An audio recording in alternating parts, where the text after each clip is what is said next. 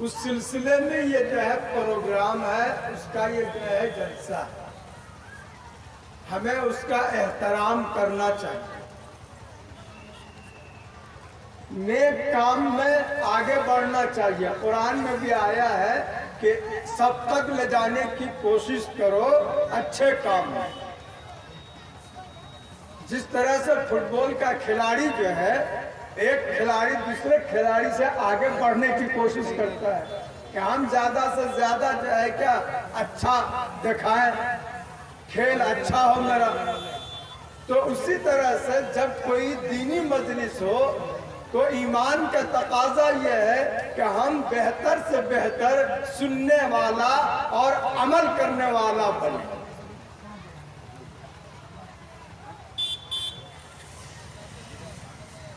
بہت سے لوگ جو ہے لاپرواہی میں، بہت سے لوگ جو ہے سستی کی وجہ سے، یا ان کے دل میں یہ ہوتا ہے کہ ارے یہ تو مستحب ہے، کوئی فرض واجب تو نہیں ہے، اسی جو ہے سستی اور فرض نہ ہونے کی وجہ سے ان کو اہمیت نہ دینا، ہم لوگ بہت سی فضیلت سے، بہت سی برکت سے محروم ہو جاتے ہیں۔ ایک مرتبہ نماز ہو رہی تھی، ایک بہت اونچے درجے کا رتبہ والا صحابی وہ آئے، اگلی صف میں جگہ نہیں تھی، انہوں نے ایک صحابی کو پکڑ کے پیچھے کھینچا اور خود اس کی جگہ آگے سب میں آ کے کھڑے ہو گئے۔ وہ جو صحابی تھے جن کو پکڑ کے پیچھے کیا، ان کو بہت غصہ آنے لگا، ان کو بہت غصہ آنے لگا۔ وہ یہ سوچنے لگا کہ ہم تو آگے سب میں تھے، آگے سب کی فضیلت کچھ اور ہوتی ہے، ہم کو کیوں یہ پکڑ کے پیچھے کھینچ لیا؟ اس صحابی کا کہنا یہ ہے کہ مجھ کو اتنا غصہ آیا کہ میں نماز میں کیا پڑھا، کیسے پڑھا، وہ امام جیسا کرتا تھا ویسے کرتے رہے، ہم کو کچھ پتہ نہیں چلا، بس نماز میں امام کے پیچھے جیسا امام کیا ویسے کر کے نماز پوری کر دیا۔ جب نماز پوری کر دیا، دیکھا تو وہ حضرت ابی بن کعب کے جو بہت اعلیٰ مقام کے جو ہے صحابی تھے، ان کو دیکھتے ہی اب ان کو کچھ بول نہیں سکتا تھا، وہ دل میں تو قرآن ہو رہا تھا لیکن زبان سے احترام کی وجہ سے کچھ کہہ نہیں پا رہا تھا۔ تو حضرت ابی بن کعب نے ان کا چہرہ سے سمجھ لیا، تاڑ لیا، وہ پہچان گئے کہ ان کو تکلیف بھی ہے، غصہ بھی ہے۔ کہا کہ دیکھو میں اس لیے تم کو پکڑ کے پیچھے کیا کہ حضور اکرم صلی اللہ علیہ وسلم نے یہ فرمایا ہے کہ جو لوگ عقل مند ہیں اور بالغ ہیں، عقل مند ہیں، سمجھدار ہیں، ان کو چاہیے کہ نماز میں میرا قریب سے قریب کرو، اگلی صف میں ہو، میرے قریب میں ہو، تاکہ وہ ہماری نماز کو براہ راست ہے نا، بغیر کسی آڑ کے، پردہ کے، وہ دیکھے اور سمجھے اور ہمارے بات دوسروں کو بتائے۔ کیونکہ جو آدمی جتنا سمجھدار ہوتا ہے دین کے معاملے کو اتنا ہی گہرائی سے وہ سمجھتا ہے۔ تو اس لیے میں نے تم کو پکڑ کے پیچھے کر دیا اور میں اگلے سب میں جگہ لے لیا۔ تو اسی طرح دین کا جو بھی کام، چاہے جلسہ ہو، چاہے نماز ہو، ان کے اندر سمجھدار لوگوں کو، بڑے لوگوں کو آگے رہنا چاہیے تاکہ وہ زیادہ اچھے انداز میں سمجھ سکے اور وہ دوسروں تک پہنچا سکے۔ اس چیز کا دھیان رکھ، جب تک ہم دین کا احترام نہیں کریں گے اس وقت تک دین ہمارے دلوں میں نہیں اترے گا، دین ہمارے دلوں میں نہیں اترے گا۔ احترام بہت ضروری چیز ہے، اس کی عظمت بہت ضروری چیز ہے۔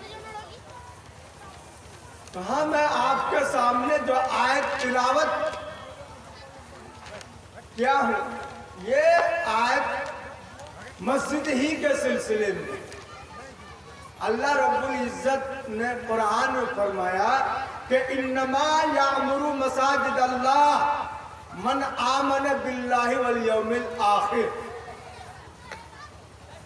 مسجد کی تعمیر وہی لوگ کرتے ہیں، مسجد کو وہی لوگ بناتے ہیں، وہی لوگ آباد کرتے ہیں جو اللہ پر اور آخرت پر یقین رکھتے ہیں. بے شک. جو نماز پڑھتا ہے، جو زکوٰۃ ادا کرتا ہے، اللہ کے سوا کسی سے نہیں ڈرتے، جو یہ 5 کام کرے گا ان کے متعلق آگے فرماتے ہیں کہ امید ہے کہ وہ لوگ ہدایت یافتہ ہوں گے، وہ ہدایت یافتہ ہو سکتے ہیں.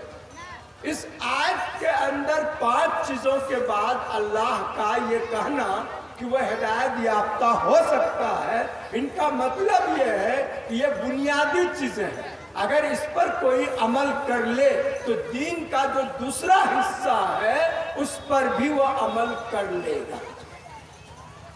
دین کا دوسرا حصہ بہت سارا ہے بھائی. وہ جھوٹ نہیں بولے گا، وہ حرام نہیں کھائے گا، اور بھی بہت ساری جائز چیزیں ہیں.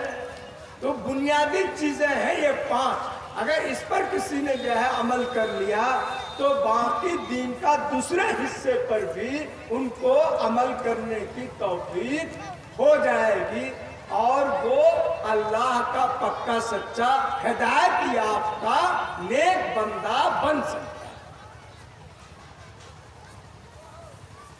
تو سب سے پہلی چیز یہ کہ مسجد کا تعمیر کا 2 مطلب ہوتا ہے.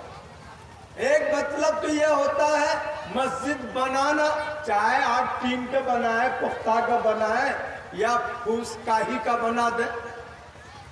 اور اصل جو تعمیر ہے وہ مسجد کو آباد کرنا ہے.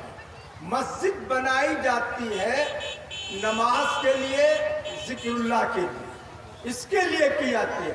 اگر کسی نے مسجد بہت عالی شان بنا دیا اور اس میں نماز کبھی ہوتی ہے کبھی نہیں ہوتی ہے، کبھی اذان ہوئی کبھی نہیں ہوئی، تو وہ مسجد کا حقیقت میں آباد کرنا نہیں ہے.